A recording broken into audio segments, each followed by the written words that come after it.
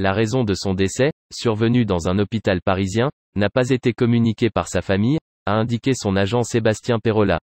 André Wilm avait donné son accord pour plusieurs engagements à venir, a-t-il précisé.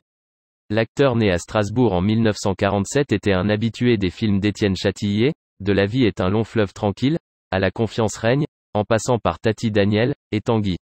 Il était également un acteur fétiche du réalisateur finlandais Aki Kaurismäki, pour qui il a joué dans La vie de Bohème, Les Leningrad Cowboys rencontrent Moïse, Juha et Le Havre. Des films marqués par des personnages lunaires et des dialogues poétiques, avec une tendresse certaine pour les personnages. Dans Le Havre, André Wilm était un cireur de chaussures, qui tendait la main à un jeune Africain sans papier. Le film avait été récompensé par le prix Louis Deluc 2011, considéré comme le Goncourt du cinéma. André Wilm s'esclaffait quand on l'interrogeait sur le fonctionnement d'un plateau dont le patron ne parle pas la langue. Les grands metteurs en scène n'ont pas besoin de parler. Il me disait, play like an old gentleman. Ne cours pas, ne renverse rien. Tout le monde court dans les films aujourd'hui.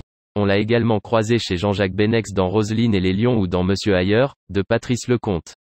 C'est d'ailleurs devant la caméra du réalisateur qu'il fera une dernière apparition, dans Maigret, en salle le 23 février prochain. André Wilm a également tourné pour Claude Chabrol, François Ozon, Jean-Jacques Benex ou Philippe Garrel.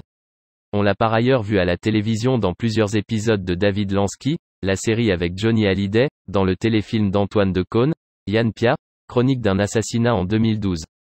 Grand comédien de théâtre, André Wilm a beaucoup joué sur les planches du Théâtre National de Strasbourg, des pièces du répertoire classique ou contemporain, de Tartuffe de Molière à la maison de poupées d'Henrik Ibsen, en passant par Roberto Tsuko de Bernard-Marie Coltès.